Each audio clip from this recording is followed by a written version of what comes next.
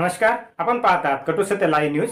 चॅनलवर नवीन असाल तर चॅनलला सबस्क्राइब, शेअर, लाईक, कमेंट करून महाराष्ट्रभरातील नवनवीन बातम्यांसाठी बेल आयकॉन दाबायला विसरू नका। व्यक्तीकडे हे पद सोपवलं पाहिजे। केवळ राजकीय सोय आणि युतीतलं राजकारण याचा विचार न करता मी हे सांगतोय आणि रुपालीताईंनी स्वतःहून राजीनामा दिला तो उत्तम, अन्यथा अजितदादांनीच त्यांच्या संदर्भात निर्णय घ्यावा, अन्यथा अजितदादांचं सुद्धा नाव आणखीन खराब होईल, महायुतीची प्रतिमा आणखीन खराब होईल। पण त्यापेक्षा महाराष्ट्रातल्या सर्वसामान्य महिलांना न्याय देण्यासाठी म्हणून सक्षम आणि मुली बेपत्ता होण्याचं प्रमाण प्रचंड आहे।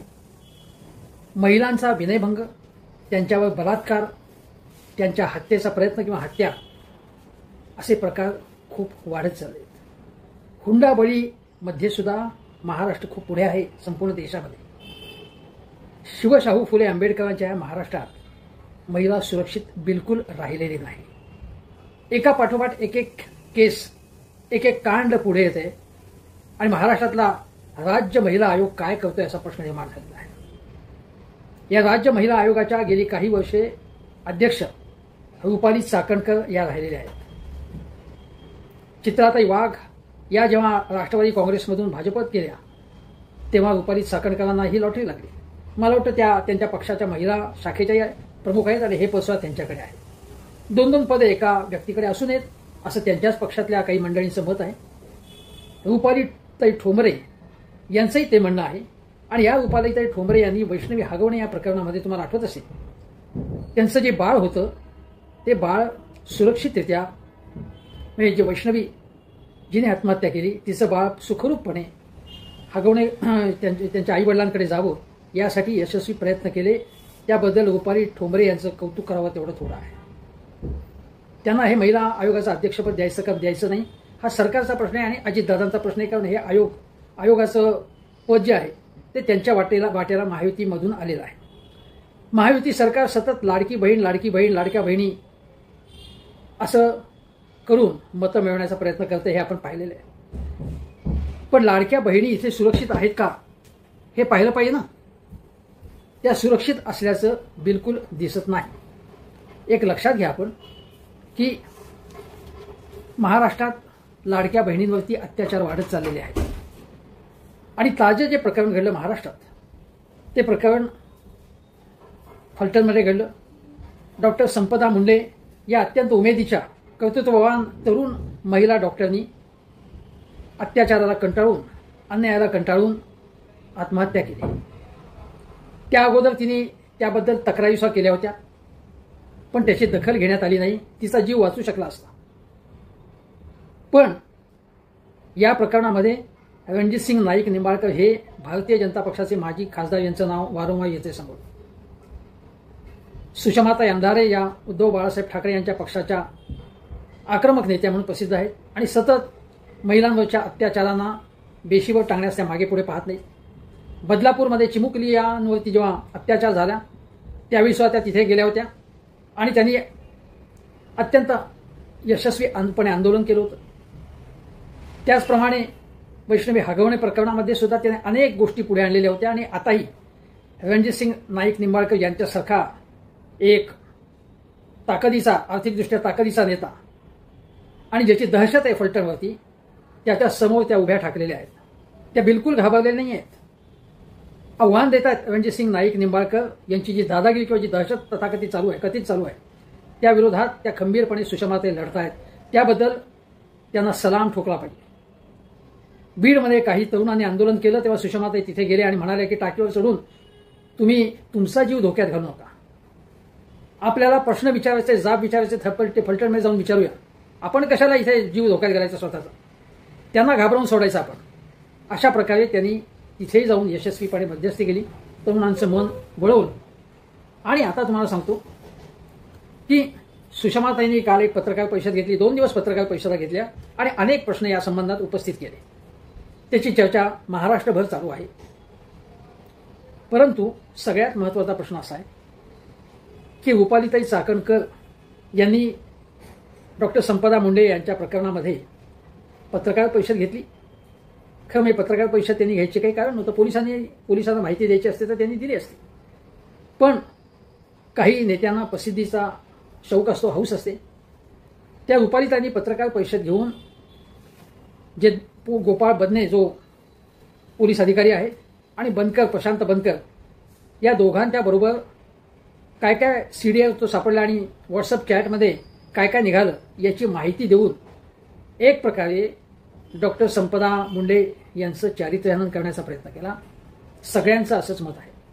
हे करण्याचं काहीच कारण नव्हतं. त्यांना शेजारी पोलीस अधिकारी बसलेले होते, ज्या पोलीस अधिकाऱ्यांबद्दलच प्रश्न आहेत अनेक, आणि त्यांना शेजारी बसून त्यांनीच दिलेली माहिती ही सांगायची. एक प्रकारे तिथल्या रणजितसिंग नाईक निंबाळकर यांच्या प्रभावाखाली असलेल्या पोलीस अधिकाऱ्यांचंही संरक्षण करायचं आणि त्याचबरोबर डॉक्टर संपदा ताई यांचं चारित्र्यहनन करायचं. त्यांच्या व्हॉट्सअप चॅटवरनं काहीतरी अर्थ काढायचा.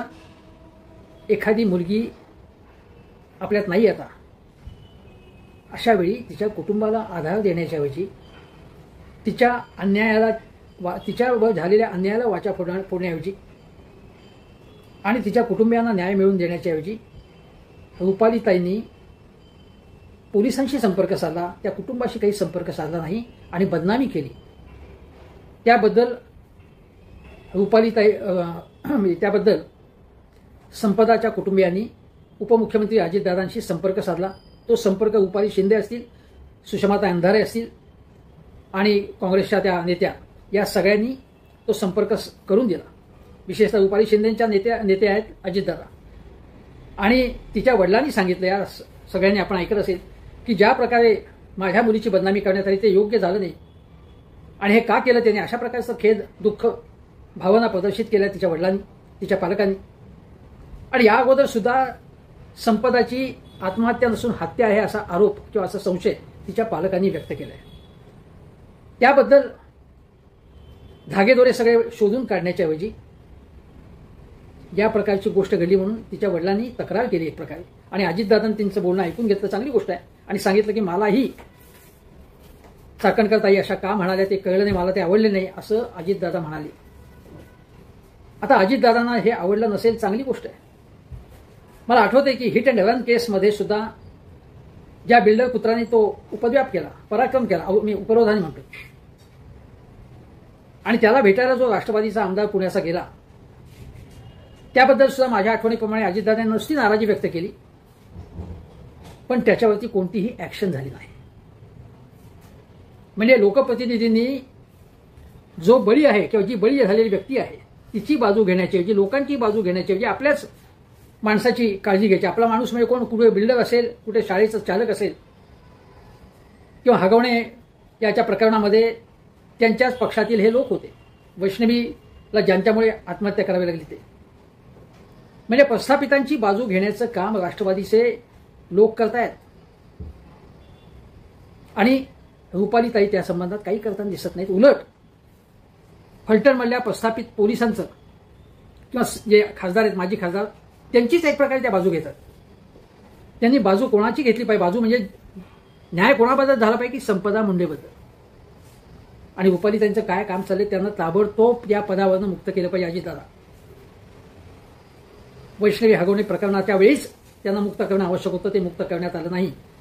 त्यांना घरी पाठवा तुम्ही. आता मी आणखीन कारण सांगतो की त्यांना का घरी पाठवलं पाहिजे. माझा त्यांच्याशी काही शत्रुत्व नाहीये, पण कधी कधी स्पष्टपणे भूमिका घेणं आवश्यक असतं. मी तुम्हाला सांगतो, एक तर त्या पूर्णपणे राजकीय पद्धतीने विचार करतात. केवळ आपलं पद सुरक्षित राहील, आपले बॉसेस आहेत किंवा महायुतीतले लोक आहेत त्यांना वाचवायचं किंवा त्यांची बाजू घ्यायची. अजितदादा, एकनाथ शिंदे, देवेंद्रजी हे ब्रह्मा विष्णू महेश, आता यातला ब्रह्मा कोण, विष्णू कोण, महेश कोण मला माहिती नाही, अशा प्रकारची चमचेगिरी त्यांनी केली. हे त्रिदेव आहेत असं त्या म्हणाले. धनंजय मुंडे यांच्यावरती बीडच्या प्रकरणामध्ये आणि अगदी करुणाताई मुंडेंनी अनेक जेव्हा आरोप, मीडिया आरोप करत होते, अंजली दामानी आरोप करत होते, अनेक बाबतीत त्यांच्यावरती आरोप होते, त्यावेळी सुद्धा त्यांनी कुठल्याही पुराव्याशिवाय आरोप करू नका अशा प्रकारचं वक्तव्य करून धनंजय मुंडे त्यांच्याच पक्षाप्रमाणे त्यांची बाजू घेतली. अजून एक गोष्ट सांगतो, सुप्रियाताई सुळे आणि रुपालीताईंचं काहीतरी काय एकमेकाबद्दल काही कमेंट्स झाल्या होत्या. सुप्रियाताई काय म्हणाले होते मला माहिती नाही, पण सुप्रियाताईंच्या संदर्भामध्ये किंवा त्यांचा हवाला देऊन या काय म्हणाले बघा, हे 22 मार्च 2024 सालची बातमी आहे की माहेरी किती लुडबुड करावी याला देखील मर्यादा असतात. लग्नानंतर मुलीने सासरीच नांदावं, माहेरी फार लुडबुड केली तर वाद निर्माण होतात, असं त्या म्हणाल्या. आता त्या कुठल्या राजकीय संदर्भात म्हणाल ते सोडून द्या, पण माहेरी एखादी मुलगी सासरी गेली तर तिचं माहेरशी नातं राहतं. त्या लुडबुड करणं याला काय म्हणतात? त्या लुडबुड करायची माहेरच्या गोष्टीमध्ये माहेरशी नातं ठेवलं, तिथे काही प्रॉब्लेम झाला तर त्यात लक्ष घालतात, तर ती लुडबुड नसते. म्हणजे जुनी एक रूढी ज्याला म्हणतो की मुलगी गेली सासरी की ती सासरची झाली, म्हणजे माहेरची कोणीच नाही, असं नाहीये.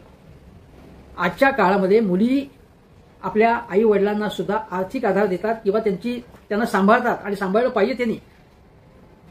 मी सासरी आले म्हणजे फक्त सासू सासरे माझे आई वडील कोणी असं नाही, असं आज मुली मानतात. आधुनिक मुली. रुपालीताईंच्या दृष्टिकोनात हे बसत नाही का? महिला आयोगाच्या अध्यक्ष कशा विचार करू शकतात अशा? आता तुम्हाला सांगतो, ज्यावेळी रुपालीताई महिला आयोगाच्या काही वर्ष अध्यक्ष आहेत आणि त्यावेळी महाविकास आघाडी सरकार असताना अमृताताई फडणवीस या काही ना काही बोलत असायच्या, तर त्यांच्याबद्दल बोलताना या रुपालीताई म्हणाल्या की या सतत म्हणे सरकारबद्दल आणि पोलिसांबद्दल बोलत असतात, चुकीचं बोलत असतात, हे बरोबर नाही, अशा प्रकारचं वक्तव्य त्यांनी केलं रुपालीताई. आता हे वक्तव्य केल्यानंतर आता त्यांचं मत काय अमृताताईंबद्दल मला माहिती आहे की जेव्हा त्या अजितदादांच्या समवेत महायुतीत आल्या त्यानंतर कदाचित अमृताताईंचं गुणसंकीर्तन त्या करतात की ते मला माहिती नाही, पण कदाचित शक्यता आहे तशीच. अजून एक गोष्ट सांगतो तुम्हाला. विजयकुमार गावित, हे 2023ची बातमी, जेव्हा विजयकुमार गावित हे मंत्री होते, त्यांनी ऐश्वर्या रायच्या सौंदर्याबद्दल आक्षेपार्ह विधान केलं. तेव्हा रुपालीताई काय म्हणाल्या की या अशा प्रकारच्या नेत्यांनी असं विधान करतात तेव्हा याला चाप लावण्यासाठी महिलांसंबंधीच्या कायद्यात दुरुस्ती करण्यासंबंधी समिती नेमण्याचा मी विचार करेन. काय झालं ते समितीचं? रुपालीताईंनी सांगितलं पाहिजे. आता तुम्हाला अजून एक गोष्ट सांगतो की ज्याप्रमाणे फलटणच्या बाबतीत त्यांनी आक्षेपार्ह अशा प्रकारचं भूमिका घेतली, फलटणमधल्याच वर्षा आगवणे आणि हर्षा आगवणे या 2 मुलींनी त्यांच्या वडिलांचं आणि रणजितसिंग नाईक निंबाळकरांचं काहीतरी झालं तर त्यांनी आत्महत्या करण्याचा प्रयत्न केला. पण त्यांनी तक्रार का नाही केली, पत्र का नाही लिहिलं असं विचारण्यात आलं. यांनी रुपालीताईंनी मला वाटतं विचारलं, पण त्यांनी पत्र लिहिलेलं होतं त्यासंबंधी की आमच्यावरती कसा अन्याय होता. रणजितसिंग नाईक निंबाळकरांचं नाव घेतलेलं होतं. महिला आयोगाला पत्र मिळालं नाही का किंवा त्यांच्या हे लक्षात आलं नाही का? काय केलं महिला आयोगाने या संबंधात, हा प्रश्न विचारला. स्वारगेटच्या प्रकरणामध्ये सुद्धा योगेश कदम जे गृहराज्यमंत्री आहेत त्यांनी वादग्रस्त विधान केलं. जेव्हा अत्याचार होत होता तेव्हा तिने आरडाओरडा काही नाही केली, का नाही केली, अशा प्रकारचं वक्तव्य गृहराज्यमंत्र्यांनी केलं. मला वाटतं फडणवीसांनी त्याबद्दल नाराजी व्यक्त केली, पण रुपालीताईंनी त्याच्याबद्दल काही बोलल्याचं मला तरी काही माहिती नाही. त्या काय म्हणाल्या होत्या की वादग्रस्त महिलांसंबंधी जी विधानं करतात त्यासंबंधी आम्ही चाप लावू. त्याला काय चाप लावला त्यांनी? काय केलं? काही केलं नाही त्यांनी. आता या फलटणच्या प्रकरणात सुद्धा लक्ष्मीपूजनाच्या दिवशी संपदा लॉजवर कशी काय गेली होती, कशासाठी गेली होती, असं काहीतरी त्या बोलल्या. काय म्हणायचं होतं त्यांना? कशासाठी बोलल्या त्या? महिला आयोगाची अध्यक्ष एका महिलेबद्दल तिच्या मृत्यूनंतर अशा प्रकारचं वक्तव्य करते, हे धक्कादायक आहे. अजून एक गोष्ट सांगतो तुम्हाला की तुम्हाला आता ज्यावेळी हे वैष्णवी हगवणे प्रकरण झालं तेव्हा काय झालं की छावा संघटनेचे लोक भेटायला गेले. त्यांना भेट नाकारत होत्या त्या. आणि या महिला नेत्या आहेत, म्हणजे सुषमाताई अंधारे असतील किंवा रुपाली शिंदे असतील, त्यांच्याच पक्षात आहे राष्ट्रवादी काँग्रेस, सुषमाताई उद्धव ठाकरे पक्षाच्या. आणि एक सांगायचं विसरलो, सुषमाताईंनी उद्धव ठाकरेंशी सुद्धा या संपदाच्या वडिलांचं बोलणं करून दिलं आणि त्यावेळी उद्धव ठाकरेंनी सांगितलं की त्यांना सर्व ती मदत आम्ही करू, आम्ही त्यांच्या मागे उभा राहू. मग ती लिगल असेल किंवा कुठल्याही प्रकारची मदत असेल तिला न्याय मिळवून देऊ अशी भूमिका उद्धव ठाकरेंनी घेतली. बघा, ते असं म्हणाले नाही की रणजितसिंग नाईक निंबाळकर तिथे मोठं प्रतिष्ठित नाव आहे, मोठं पस्त आहे, आम्ही त्यांची बाजू घेऊ, असं उद्धव ठाकरे कसं म्हणते? एक अप्रत्यक्षपणे महिला आयोगाने रणजितसिंग नाईक निंबाळकर यांची कातडी वाचवण्याचा प्रयत्न करते का, असा प्रश्न निर्माण झालेला आहे. आता तुम्हाला सांगतो की या वैष्णवी हगवण्याच्या प्रकरणामध्ये सुषमाताई, रुपाली शिंदे, मला वाटतं जयश्री शेळके असतील, विद्याताई चव्हाण, हे सगळे राज्यपालांनाही भेटलेले होते.